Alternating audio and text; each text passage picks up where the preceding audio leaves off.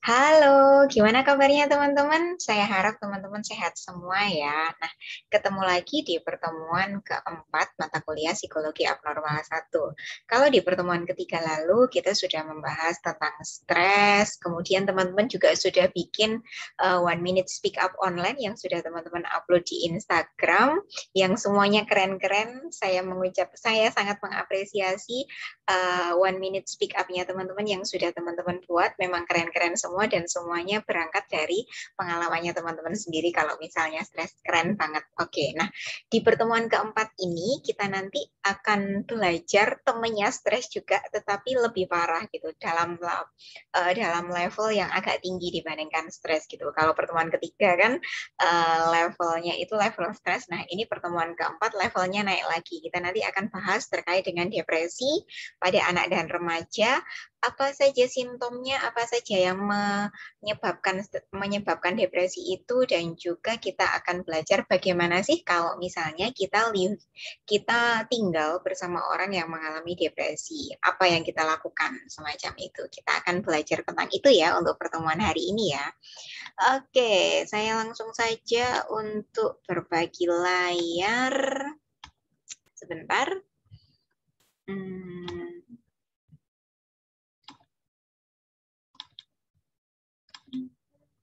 Mungkin kalau ini backsoundnya itu yang Skinny Vibes yang happy itu cocok nih. Kita nanti belajar depresi, kemudian ada yang itu, ada backsound lagu itu gitu. Kita psikologi abnormal ya.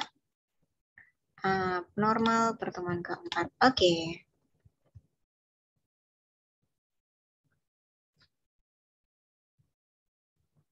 Oke, kita tunggu. Oke, nah teman-teman bisa melihat ini kah?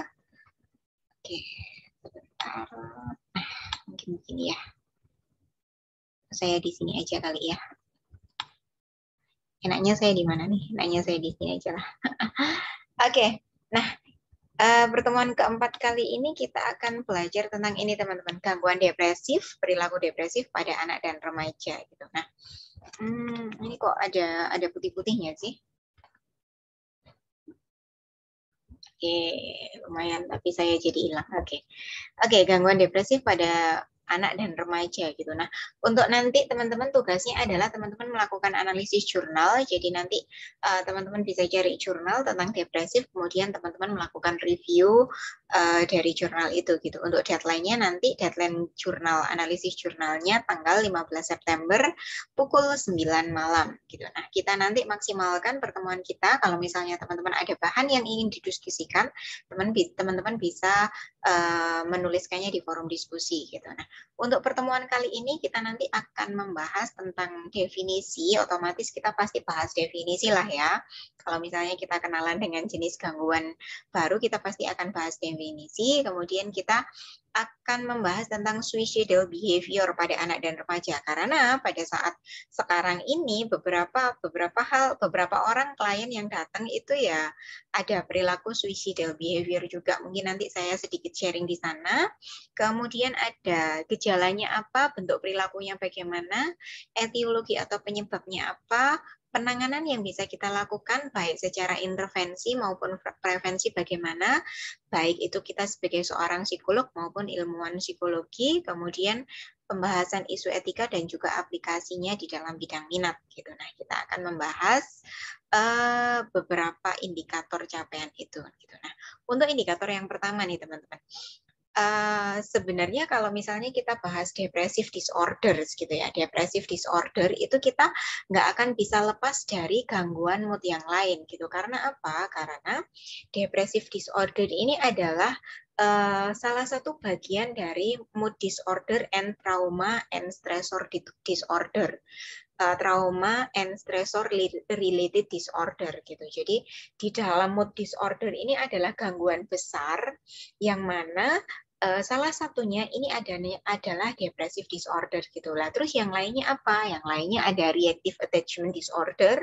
Nanti kita juga akan belajar tentang reactive attachment disorder kalau di pertemuan berikutnya. Kemudian ada PTSD, post traumatic stress disorder, kita akan belajar itu juga. Kemudian ada anxiety disorder, gangguan kecemasan.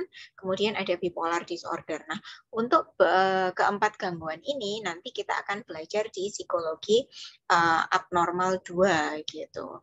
Tapi yang sekarang ini kita nanti akan membahas tentang depressive disorder khususnya untuk kasus-kasus anak dan remaja gitu, karena ada juga depressive disorder yang mereka menyasar ke dewasa gitu.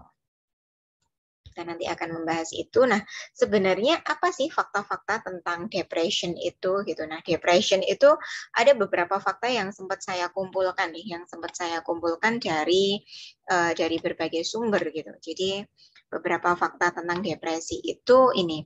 Depression is both a brain disorder and state of mind. Jadi sebenarnya depresi, gangguan depresi ini tidak hanya gangguan yang tentang state of mind-nya aja kita, state of mind kita yang kita merasa lelah, kita merasa capek hidup, kita merasa nggak mau melakukan apapun, itu enggak. Tetapi depression is about of brain disorder and state of mind gitu. Jadi ada yang disasar itu dua. Jadi orang yang mengalami depresi, orang yang depres itu mereka nggak hanya cuma state of mind-nya aja yang perlu diperbaiki, tetapi mereka juga mengalami brain disorder gitu.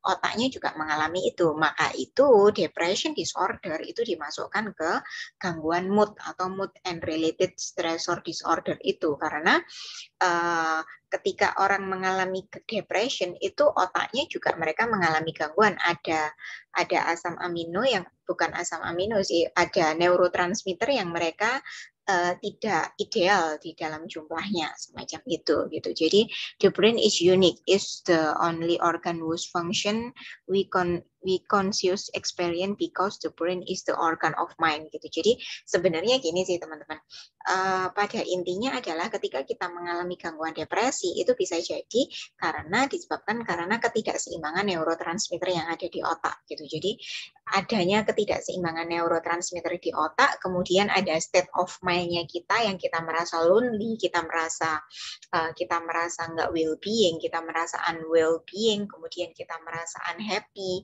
kayak gitu, itu malah membuat kita menjadi semakin depressed gitu. Kemudian ini ada fakta yang lain. Lebih dari 18 million, lebih dari 18 juta orang itu mengalami depresi pada masa adult, pada masa remaja gitu. Jadi sebanyak 18 juta remaja yang mereka mengalami depresi ini gitu. Setiap tahunnya. Wah, keren kan ya?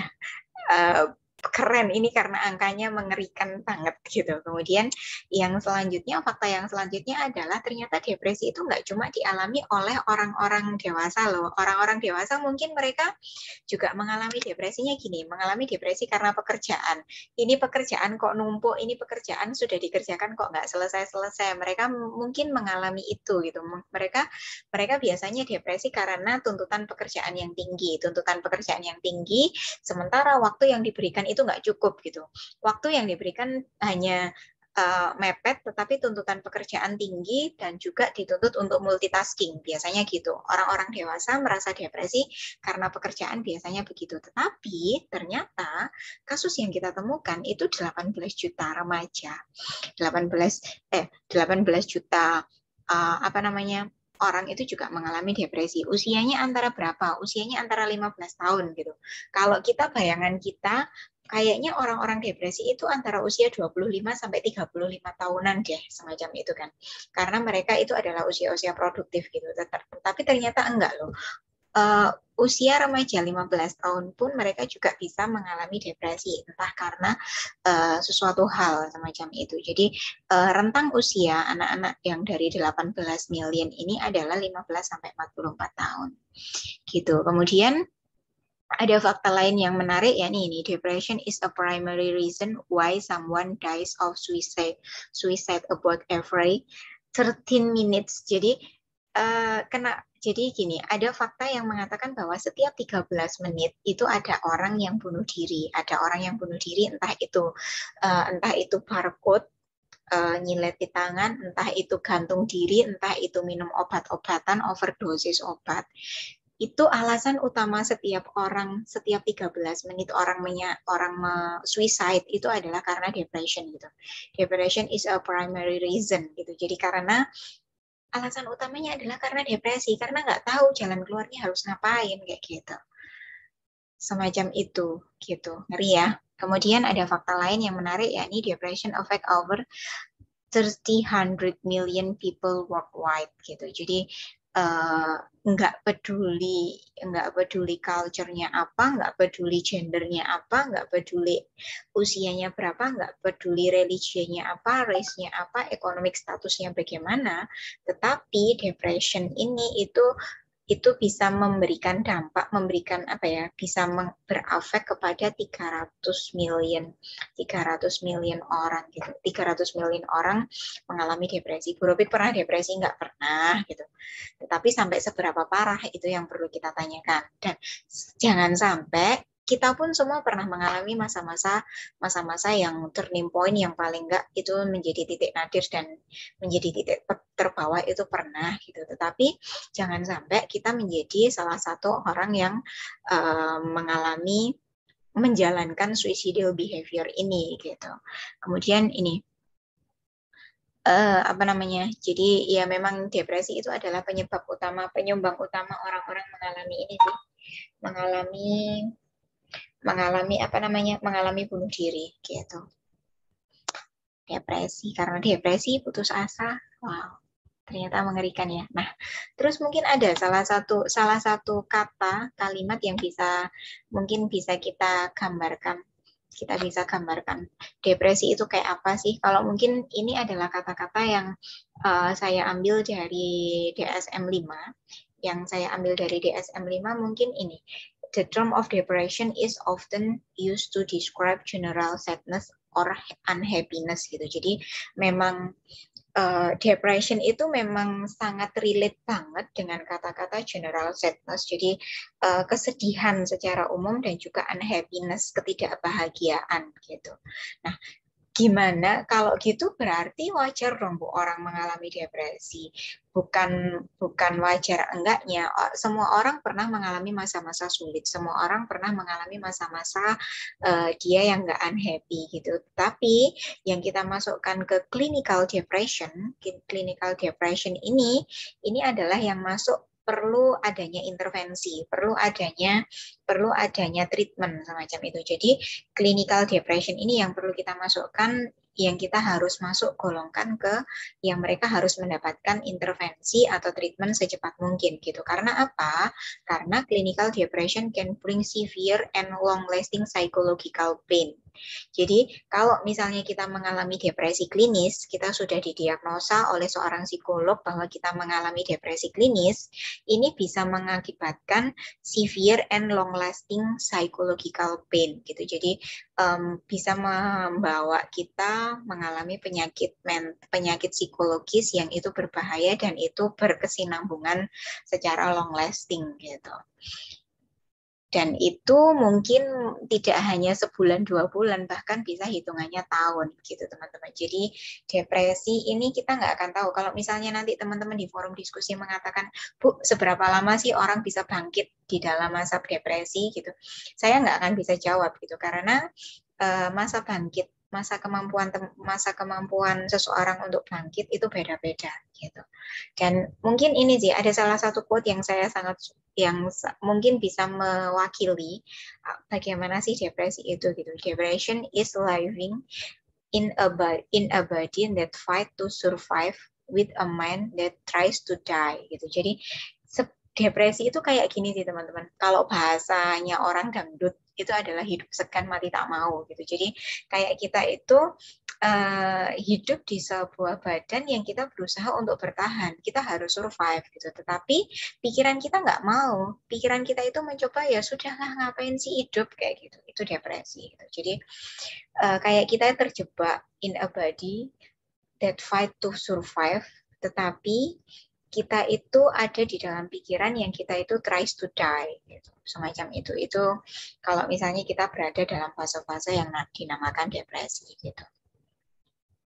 Nah, ada beberapa sign yang perlu kita aware, teman-teman. Ada beberapa sign atau tanda atau simptom yang perlu kita aware. Kita mengalami ini atau tidak sih, kita sedang mengalami depresi atau tidak sih, gitu. Yang sign yang pertama adalah ini, feeling sad or empty, gitu. Jadi kalau misalnya kita mengalami merasa sedih berkepanjangan, merasa kosong, merasa empty, kita merasa kekosongan eksistensial. Kadang-kadang kalau misalnya kita tidur mungkin kita overthinking ketika kita malam tidur, kemudian kita nangis gitu. Kemudian ketika kita bangun, jadi kita tidur dalam keadaan terpaksa tertidur karena kita capek nangis, mungkin begitu. Kemudian bangunnya ketika kita pagi bangun, terus kita nafas gini, kok masih hidup sih? Mungkin kayak gitu. Ketika ada orang yang mengalami masa-masa atau fase-fase semacam itu, kita perlu aware. Kita perlu, ini adalah salah satu sign-nya, salah satu tandanya. Gitu. Kemudian yang kedua adalah talk of death and suicide, gitu. Jadi kalau misalnya kita punya niatan untuk ya sudahlah, kalau kan bangun pagi kok gini sih, kok masih hidup sih, kayak gitu. Kok aku malah buang-buang oksigen yang dikasih Tuhan sih, kayak gitu. Nah, kemudian ya sudahlah, ada keinginan atau ada niatan untuk mati atau untuk bunuh diri, itu juga kita harus benar-benar waspada juga, gitu. Kemudian yang ketiga adalah merasakan sakit. Jadi merasakan sakit walaupun secara fisik kita sehat-sehat saja. Secara fisik kita sehat-sehat saja, tetapi kita merasa badannya sakit semua, gitu. Jadi merasa badan kita sakit semacam itu juga salah satu tanda juga. Kemudian overeating and weight gain. Jadi kalau misalnya kita overeating, kita makannya nggak terkontrol, bisa jadi itu juga tanda-tanda kita mengalami depresi, gitu. Karena kadang-kadang orang untuk mencapai keadaan yang seimbang, mencapai keadaan yang equilibrium, kita kadang-kadang larinya ke makanan, sehingga kita menjadi overeating, sehingga kita berat badannya kita menjadi naik, gitu. Nah, selain berarti overeating aja kah, Bu? Enggak, gitu. Jadi ada juga yang lack of appetite, gitu. Jadi kalau misalnya kita juga nggak mau makan, terus habis itu nggak doyan makan, padahal ada makanan yang enak di situ, ada makanan yang enak, tetapi kita nggak mau makan. Kalau disuruh makan ya nggak tertelan, semacam itu juga salah satu tandanya juga, gitu. Kemudian yang selanjutnya ada, kok saya nggak kelihatan, tulisannya kecil-kecil nih.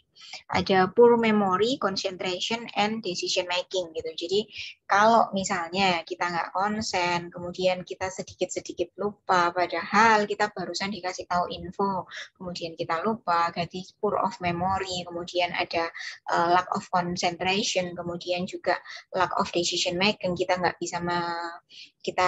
menjadi kesulitan untuk decision making, memutuskan suatu keputusan, itu juga kita harus aware juga, gitu. Kemudian yang selanjutnya ada insomnia or lack of sleep, gitu. Jadi kalau misalnya kita malam-malam sudah, terus habis itu kita merasakan kekosongan yang eksistensial, terus habis itu kita kita menjadi overthinking menjadi kemana-mana. Nah, semacam itu juga menjadi salah satu tanda. Kemudian yang selanjutnya ada fatigue and lack of energy, gitu. Jadi kita mengalami sakit di bagian tubuh tertentu, dan kemudian kita kadang-kadang merasa malas dan nggak ingin melakukan apapun, gitu. Jadi inginnya hanyalah doing nothing, kita nggak mau ngapa-ngapain, gitu. Semacam itu juga menjadi salah satu tandanya. Kemudian yang selanjutnya adalah anger and irritability.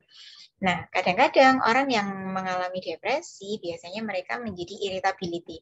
Jadi mereka menjadi lebih sensitif, mereka menjadi orang yang jauh lebih sentimental, kesinggung dikit aja itu sudah menjadi orang yang kadang-kadang marah meledak-ledak, atau kadang-kadang nangis berdrama-drama atau nangis berdarah-darah kayak gitu. Terus yang selanjutnya adalah no pleasure in activities gitu. Jadi orang yang mengalami depresi biasanya ditandai oleh mereka walaupun mereka melakukan aktivitas yang dia senangi, dia merasakan tidak ada kesenangan. Jadi no pleasure in activities, bahkan even itu adalah aktivitas yang dia senangi gitu. Kemudian yang selanjutnya adalah feeling excessively guilty. Jadi orang yang mereka sedang dalam tahapan depresi biasanya mereka excessively guilty. Jadi apa ya? Apa-apa menjadi mereka merasa bersalah. Iya sih ini memang salahku. Iya sih ini memang memang karena kecerobohanku. Iya sih ini karena memang aku yang bikin. Padahal tidak 100% salahnya dia. Jadi ada feeling guilty-nya itu eksesif gitu. Kemudian yang selanjutnya adalah feeling worthless, merasa nggak berharga, merasa rendah diri, citra dirinya buruk, citra dirinya jelek, konsep dirinya nggak bagus, merasa tidak ada harganya, worthless, macam itu. Dan selain merasa worthless, mereka juga feeling of hopeless and helpless gitu. Jadi mereka kadang-kadang ya nggak punya harapan juga dan mau minta tolong sama siapa itu mereka kadang-kadang bingung semacam itu. Itu adalah beberapa sign, beberapa tanda, beberapa simptom kalau misalnya teman-teman atau mungkin orang-orang di sekitarnya teman-teman sedang mengalami itu, mengalami depression gitu. Jadi itu adalah tanda-tandanya. Begitu. Kemudian yang selanjutnya setelah tanda-tanda nih, apa namanya? Tadi kan adult ya, orang dewasa. Nah, ini adolescent. Adolescent itu adolescent is the peak onset period of depression. Nah, tadi teman-teman ingat di slide sebelumnya, usia depresi yang paling awal adalah usia 15 tahun gitu. Nah, dan memang benar. Jadi adolescent is the peak onset period of depression. Jadi onset itu adalah gejala awal yang bisa pertama kali muncul dari suatu gangguan itu adalah masa-masa kalau untuk depresi itu adalah masa-masa remaja gitu. Jadi usia 13 tahun ini sebesar 8,40% mereka remaja mengalami depresi pada awal usia 13 tahun. Kemudian yang selanjutnya usia 18 tahun itu meningkat menjadi 15,40% semacam itu. Jadi Kenapa kok bisa remaja ini merupakan the peak of onset period gitu? Karena apa? Karena masa remaja adalah masa storm and stress. Masa remaja adalah masa-masa yang up and down-nya yang up and down-nya itu fluktuatif banget, nggak konstan gitu. Menjadi apa ya? Fluktuatifnya itu unpredictable gitu. Jadi ketika kita masa remaja dan kita mengalami suatu hal yang itu menjadi hal yang bisa kita anggap traumatik atau apa, nah ini rawan banget mengalami depresi gitu. Nah ada beberapa angka dari penelitian yang sempat saya ambil, yakni 78% yang people age-nya itu antara 11 sampai 17 mereka itu mengalami depresi. Jadi depresinya itu dari moderate to severe depression. Nah, ngeri loh, 78 orang remaja antara usia 11 sampai 17 tahun mereka mengalami moderate to severe depression gitu. Kemudian 3,1 di antara 3,1 million young people antara usia 12 sampai 17 tahun mereka mengalami gangguan depresi mayor gitu. Itu adalah angka yang kita dapat dari beberapa penelitian yang sudah dilakukan. Dan ternyata depresi ini bukan suatu, mungkin gini sih, mungkin teman-teman mungkin ada beberapa orang yang kurang memiliki kepekaan atau kurang memiliki awareness terhadap depresi atau mental health atau mental illness. Mereka menganggap bahwa remaja, apa sih yang dipikirkan pada para remaja itu kok bisa sampai depresi? Angkanya loh ngeri 3,1 million loh gitu. Nah, mungkin ada beberapa orang yang kurang aware terhadap hal itu, mereka mengatakan bahwa apa sih yang dipikirkan? Biasa remaja itu mereka baper semacam itu. Tetapi ini bukan suatu hal yang bisa kita entengkan, kita anggap enteng, itu enggak gitu. remaja-remaja yang depresi itu kadang-kadang mereka bisa nekat loh gitu. Ada beberapa klien yang sempat datang ke tempat kami, mereka mengatakan begitu, mereka orang-orang yang remaja-remaja yang mengalami depresi ini kadang-kadang mereka bisa berbuat nekat gitu. Kadang-kadang mereka bisa berbuat nekatnya mungkin bisa melakukan suicidal behavior itu tadi. Kemudian ada juga yang mereka melakukan ini, melakukan kabur dari rumah, kemudian melakukan tindakan-tindakan yang berbahaya, yang mana itu di luar kendali, semacam itu. Jadi kadang-kadang efeknya remaja yang mengalami depresi dibandingkan dengan orang dewasa yang mengalami depresi itu efeknya itu kadang-kadang bisa lebih parah itu remaja gitu. Oh, satu ada tadi barusan sih saya lihat di YouTube kalau nggak salah, saya lupa di YouTube-nya salah satu TV yang terpercaya, remaja Malang, mahasiswa Malang, dia mencoba terjun dari jembatan Suhat. Suhat itu adalah jembatan yang dia ada di pertengahan kampus, beberapa kampus utama yang cukup besar di Kota Malang gitu. Nah, jadi ada salah satu remaja mahasiswa yang dia nekat untuk loncat dari jembatan Soekarno Hatta itu, katanya, tapi untungnya aja berhasil diselamatkan gitu. Nah, setelah ditanyain loh, kenapa kok dia mencoba bunuh diri gitu. Nah, ternyata setelah diusut dan setelah dia di PDKT-in sama orang dia mengaku bahwa karena tugas daring ini terlalu banyak gitu. Semacam itu teman-teman. Ngeri kan ya? Semoga saja teman-teman, kalau ke saya tugasnya nggak banyak-banyak banget kok. Tugasnya saya banyak, tetapi masih bisa dikerjakan kan ya. Jangan sampai teman-teman mengalami hal yang semacam itu loh ya. Gitu. Itu adalah kenapa kok remaja menjadi salah satu orang yang kadang-kadang efeknya itu bisa menjadi wow banget sih gitu. Nah, kemudian ini tadi kan ada suicidal behavior-nya dengan lompat dari jembatan Soekarno Hatta gitu kan. Nah, suicidal behavior yang lain kadang-kadang ini ada commonless method-nya. Commonless method dari suicidal behavior. Kalau tadi kan commonless method dari salah seorang mahasiswa yang tinggal di Kota Malang itu kan loncat dari jembatan Suhat ya. Nah, ini ada commonless method yang dilakukan oleh para remaja kalau misalnya dia melakukan suicidal behavior, ya nih. Kalau yang cewek biasanya mereka overdose, jadi mereka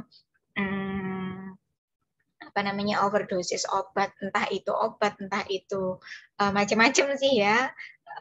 Bisa jadi minuman yang seharusnya dan selayaknya tidak diminum. Kemudian ada waste cutting gitu. Jadi ada yang cutting barcode, membuat barcode di tangan. Jadi yang di barcode itu nggak cuma jualan aja, tetapi tangan kadang-kadang ada yang membarcode semacam itu. Itu kalau commonest metodenya para cewek yang melakukan suicidal behavior. Kemudian ada juga yang kalau cowok biasanya mereka pakai gunshot. Jadi itu gunshot itu kalau di luar negeri ya. Kemudian ada yang hanging, gantung gitu.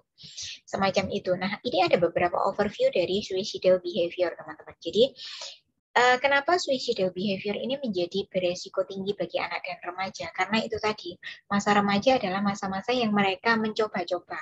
Mereka pada masa-masa pencarian jati diri, mereka masih nyari-nyari konsep diri, kemudian mereka masa-masa yang penuh dengan rasa penasaran yang tinggi.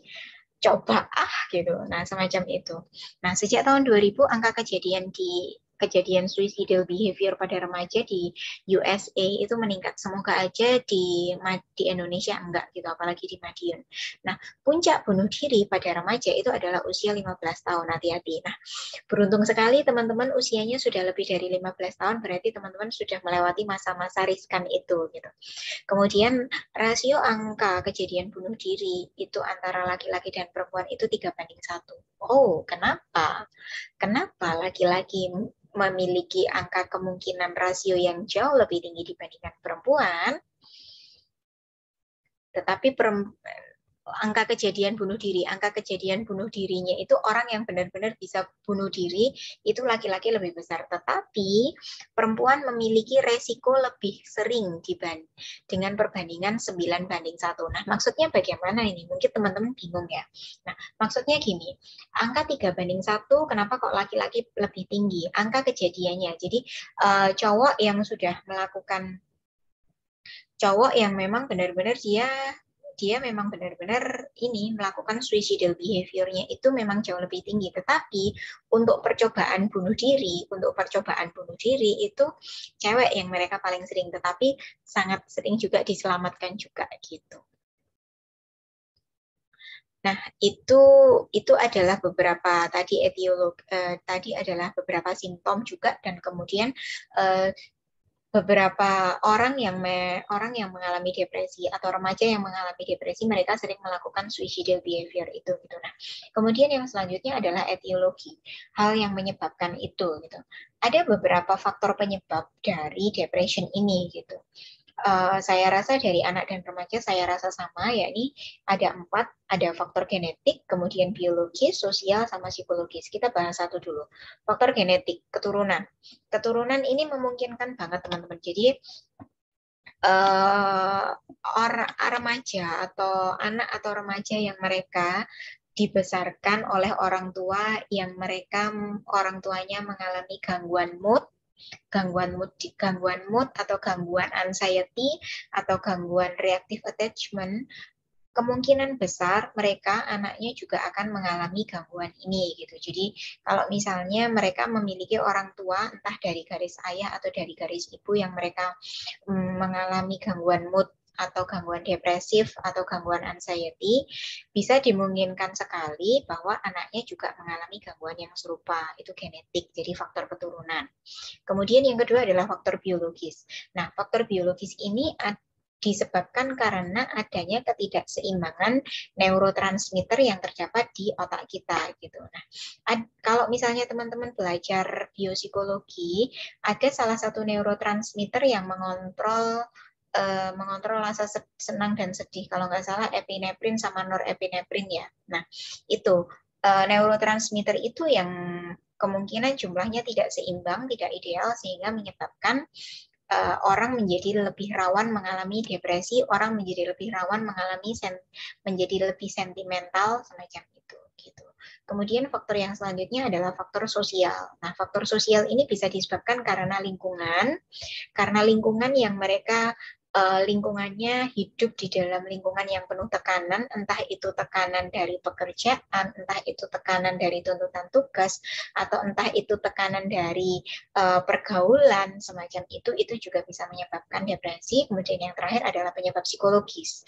Penyebab psikologis ini lebih ke, kalau tadi kan tekanan dari luar, jadi pressure dari eksternal. Nah, kalau psikologis ini lebih dari kekuatan mental secara internal dari seorang individu sendiri gitu. Karena saya yakin setiap orang memiliki masalahnya sendiri-sendiri. Nah, tergantung dari kemampuan mental dari setiap individu untuk bisa survive, untuk bisa resilient, semacam itu. Nah, orang-orang yang bisa survive, orang-orang yang bisa resilient, mereka akan terhindar dari gangguan depresi ini. Tetapi orang-orang yang nggak bisa survive, orang-orang yang memiliki daya resilient yang rendah, kemungkinan mereka akan mungkin mengalami atau terjangkit yang namanya depression disorder ini, gitu teman-teman. Itu adalah etiologinya. Nah, ini kalau sekarang kita bahas tipsnya nih. Kalau misalnya kita living with depression people, kalau misalnya kita tinggal bersama dengan orang yang depresi, itu kita what should I do gitu, gitu. Kita harus ngapain gitu ya.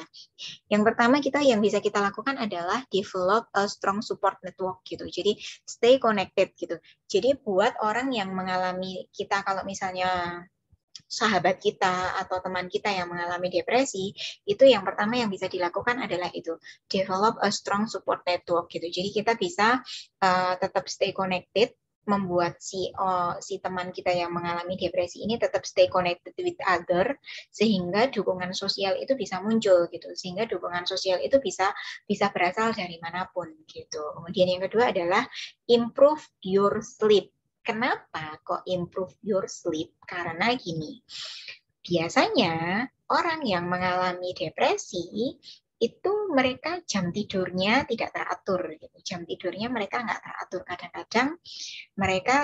Kadang-kadang mereka ya ini kadang-kadang malam itu nggak bisa tidur, kemudian paginya mereka tidur semacam itu. Nah, jadi salah satu tips yang bisa kita lakukan kalau misalnya kita living with depression, kalau misalnya kita sendiri depresi atau kalau misalnya kita memiliki saudara atau teman atau sahabat yang depresi, nah kita bisa lakukan tips-tips ini gitu.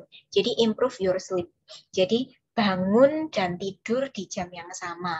Usahakan bisa tidur sebelum jam 11 dan bangun sebelum jam 6 atau jam 5 semacam itu. Jadi bangun dan tidur di jam yang sama. Kalau misalnya diusahakan jam 11 ya jam 11 terus aja gitu. Nah, kemudian kemarin kayaknya ada beberapa yang tanya ke saya, Bu, saya itu biasanya itu tidur jam 2 gitu. Saya itu tidur jam 2, jam 3-an lah. Terus apa yang harus saya lakukan supaya saya bisa mengimprove tidur saya, supaya tidur saya menjadi tidur yang berkualitas gitu. Kalau misalnya langsung dipaksa, yang biasanya tidur jam 3, kemudian langsung dipaksa tidur jam 11, itu nggak akan bisa, teman-teman. Nah, jadi kita bisa pakai tipsnya itu pakai habituasi gitu. Nah, proses habituasinya bagaimana gitu.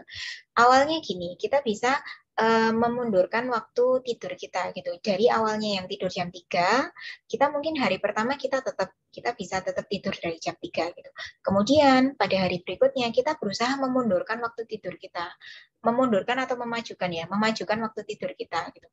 Kemudian hari kedua kita bisa tidur mulai dari setengah 3. Setengah 3 kita sudah berusaha untuk tidur. Kemudian hari berikutnya kita maju lagi jam 2 kita usaha untuk tidur. Kemudian hari berikutnya kita maju lagi jam 1 kita usaha untuk tidur.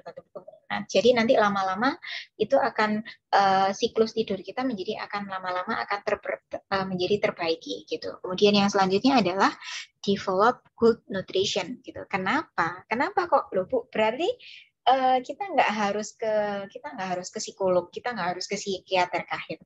Nah, kalau misalnya bisa diobati dulu, diobati sendiri, ngapain kita harus ke psikolog, ngapain kita harus ke psikiater gitu loh. Jadi obati diri kalian sendiri dulu dengan melakukan hal-hal simple gitu. Lakukan hal-hal simple, improve your sleep, kemudian develop your good nutrition gitu. Penuhi kebutuhan nutrisimu, penuhi kebutuhan gizimu gitu. Nah, makan makanan yang memang benar-benar sehat dan bergizi itu akan sangat membantu dibandingkan kalian tidak memperbaiki waktu tidur, tidak memperbaiki nutrisi makanan, kemudian kalian pergi ke psikolog atau ke psikiater. Sudah buang-buang uang dan kalian nggak akan ngefek semacam itu. Jadi kalau misalnya hal-hal simpel itu lakukan dulu gitu. Kalau misalnya itu memang tidak bisa benar-benar menolong, barulah kalian ke psikolog gitu. Kemudian yang selanjutnya kalian bisa create a wellness toolbox gitu. Wellness toolbox-nya apa, Bu? Gitu. Nah, macam-macam gitu. Dan masing-masing orang punya wellness toolbox-nya sendiri-sendiri gitu. Nah, yang paling gampang kalau misalnya kita create wellness toolbox adalah cari apa yang membuat kalian bisa senang. Misalnya, kalau saya dulu suka banget menjahitnya pakai tangan gitu. Nah, itu adalah salah satu wellness toolbox saya ketika saya mengalami depresi macam itu. Nah, kalau teman-teman apa? Mungkin teman-teman bisa pelihara hewan, itu bisa. Atau mungkin teman-teman bisa sepedaan, atau teman-teman bisa mungkin masak, atau teman-teman bisa ya ngapain aja. Jadi wellness toolbox-nya orang-orang itu beda-beda. Nah, create itu sendiri gitu. Kemudian yang selanjutnya adalah reduce your stress level. Nah, gimana caranya mereduce stress level gitu? Adalah caranya bisa dengan meditate, kita bisa dengan meditasi, kita bisa pakai relaksasi. Memang nggak akan bisa menghilangkan gitu. Karena apa? Karena kita bukan tukang sulap yang langsung simsalabim langsung bisa hilang gitu, enggak gitu. Itu perlu proses dan itu perlu waktu gitu. Nah, kenapa kok ini bukan hilangkan tetapi reduce gitu. kurangi stres levelmu. Nah, kurangi stres level dengan apa? Dengan relaksasi pernafasan, dengan melakukan hobi, dengan melakukan mindfulness, dengan juga melakukan menulis gratitude journal barangkali semacam itu bisa. Kemudian yang selanjutnya adalah avoid procrastination. Kenapa kok ini menjadi salah satu tips? Karena apa? Karena orang depresi biasanya mereka itu mager, malas melakukan sesuatu sehingga mereka procrastinate gitu. Nah, kalau misalnya kita sedang berada dalam fase-fase tersebut atau sahabat kita sedang berada dalam fase-fase tersebut, coba paksa dia untuk menjauhi prokrastinasinya. Jadi usahakan kita benar-benar bisa melakukan suatu pekerjaan semacam itu. Kemudian ini learn to curb negative thinking gitu. Jadi kalau misalnya malam-malam muncul overthinking, muncul negative thinking gitu ya. Nah, coba pelan-pelan diurai gitu. Pelan-pelan diurai negative thinkingnya kalian gitu. Pelan-pelan diurai, pelan-pelan diserahkan, pelan-pelan pasrah gitu. Jadi bukannya pasrah terus akhirnya menyerahkan semuanya kepada orang lain, bukan, tetapi memasrahkan ya memang ini hal yang harus terjadi gitu. Kadang-kadang gini, kadang-kadang orang baik itu mungkin bisa ditempatkan oleh Tuhan di suatu situasi yang tidak baik gitu. Nah, kadang-kadang kita perlu menerima itu. Self acceptance itu penting banget gitu, teman-teman. Jadi, kalau misalnya kita memang sedang berada dalam fase-fase ini, kadang-kadang kita perlu menyadari bahwa mungkin orang baik itu kadang-kadang ditempatkan oleh Tuhan di situasi yang tidak baik. Nah, gunanya untuk apa? Gunanya mungkin kita akan mendapatkan value dari sana, kita mungkin akan dapat hikmah dari sana atau dapat pelajaran dari sana gitu. Itu yang pertama. Kemudian kalau misalnya kita sedang berada dalam masa-masa depresi, kalau misalnya itu masih belum mindset itu ya, kata-kata itu masih belum menyembuhkan kalian, belum bisa membuat kalian jauh lebih baik, mungkin kalian menjadi gini, kalian bisa menanamkan mindset bahwa pada tahapan ini mungkin Tuhan sedang kasih ujian next level bagi kita gitu. Next levelnya nanti kita mau bakal jadi apa, atau kita bakal dapat pembelajaran apa yang kita akan tahu kalau misalnya nanti Tuhan sudah kasih jawaban semacam itu. Kemudian yang terakhir, kalau misalnya itu semua masih belum bisa teratasi adalah keep up with household chores gitu. Jadi kalau misalnya kita sudah melakukan apapun ini kita masih tetap merasa depressed, kita bisa tetap melakukan pekerjaan-pekerjaan rumah. Nah, itu adalah self healing yang saya rasa paling lumayan sih. Jadi lumayannya kenapa? Lumayan rumah jadi bersih dan lumayan kita bisa healing dengan diri kita sendiri gitu.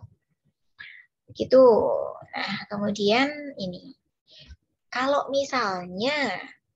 misalnya itu semua tadi, yang tips-tips tadi itu nggak jalan, bagaimana? Nah, kita bisa mencari professional treatment for depression. Kita baru bisa datang ke psikolog, kita baru bisa datang ke psikiater gitu. Nah, kapan sih kita datang ke psikolog, dan kenapa kita harus datang ke psikolog adalah kalau misalnya ini appropriate treatment kalau misalnya kita nggak bisa treatment yang tadi itu tidak sudah nggak mempan di kita, itu akan bisa kita harus datang ke psikolog gitu, semacam itu. Kemudian depression has been linked to variety illness. Nah, kenapa kok kita harus datang ke psikolog? Kalau misalnya penyakit depresi kita itu sudah memiliki gangguan komorbid yang lain atau gangguan penyerta yang lain, misalnya mungkin bisa mengarah ke suicidal behavior, mungkin bisa mengarah ke borderline personality disorder atau gangguan-gangguan yang lain gitu. Kemudian ini untreated depression can be extremely debilitating. Jadi kalau misalnya depresi yang kita alami itu bisa mengarah ke tindakan-tindakan yang ekstrim semacam itu gitu. Kemudian ini nih, ada beberapa common depression treatment gitu. Ada beberapa common depression treatment yang diberikan oleh seorang profesional. Kalau yang tadi kan beberapa tips kalau misalnya kita itu sedang mengalami depresi gitu. Nah, ada beberapa common depression treatment. Ini yang pertama adalah psikoterapi. Nah, psikoterapi ini yang melakukan haruslah psikiatris atau psikologis gitu. Jadi yang bisa melakukan psikoterapi adalah psikiatris, psikologis, terapis, or license clinical gitu. Jadi orang-orang yang memiliki apa namanya? Memiliki lisensi untuk melakukan treatment itu gitu. Kemudian juga bisa social worker gitu. Nah, teknik apa yang bisa digunakan? Macam-macam teknik. Nanti akan kita belajar di slide selanjutnya. Itu psikoterapi. Kemudian yang kedua adalah medikasi. Nah, beberapa depresi yang mereka memang sudah ke dalam tahap yang severe, itu kita harus dibantu sama medikasi. Kita harus dibantu sama psikofarmakologi, teman-teman. Nah, beberapa pil atau beberapa yang bisa diresepkan adalah obat-obat antidepresan semacam itu bisa mengurangi bisa menjadi salah satu treatment untuk mengurangi depresi. Kemudian yang ketiga adalah brain stimulation. Brain stimulation ini digunakan untuk orang-orang yang memang mengalami depresinya yang secara resisten gitu. Jadi sudah di psikoterapi nggak bisa, sudah pakai terapi medikasi nggak bisa, harus pakai brain stimulation. Kemudian yang selanjutnya ada mind body medicine. Nah, mind body medicine ini bisa pakai meditasi, jadi menyembuhkan diri dengan diri kita sendiri semacam itu. Jadi pakai self healing. Itu. Kemudian yang selanjutnya adalah psikoterapi. Nah, ini tadi teman-teman. Jadi, Bu, yang bisa dilakukan sama ilmuwan psikologi yang mana? Ilmuwan psikologi masih belum bisa melakukan terapi, tetapi kalau misalnya kalian sudah lulus menjadi ilmuwan psikologi dan kalian ambil lisensi terapi tertentu, kalian bisa melakukan psikoterapi gitu. Nah, beberapa psikoterapi yang bisa dilakukan adalah ini. Cognitive behavioral therapy atau CBT, teori kognitif behavioral itu bisa dipakai. Kemudian yang kedua adalah social skill training. Social skill training juga bisa dipakai sebagai salah satu psikoterapi yang bisa digunakan oleh para psikolog gitu juga. Kemudian yang selanjutnya adalah self monitoring. Nah, self monitoring ini bisa dilakukan oleh seorang psikolog untuk memonitoring orang-orang yang mengalami depresi sehingga mereka akan mendapatkan tugas gitu. Mereka akan mendapatkan tugas untuk mereduce stress levelnya mereka sehingga depresinya menjadi terkurangi gitu. Kemudian yang selanjutnya adalah self evaluation. Self evaluation ini sama tetap dilakukan oleh seorang psikolog. Jadi di bawah supervisinya psikolog. Kemudian klien nanti diberikan beberapa tugas, beberapa PR, kemudian nanti pada pertemuan selanjutnya dievaluasi gitu. Kemudian yang selanjutnya adalah self reinforcement. Nah, self reinforcement ini bisa dilakukan kalau misalnya dari self evaluation ini mereka berhasil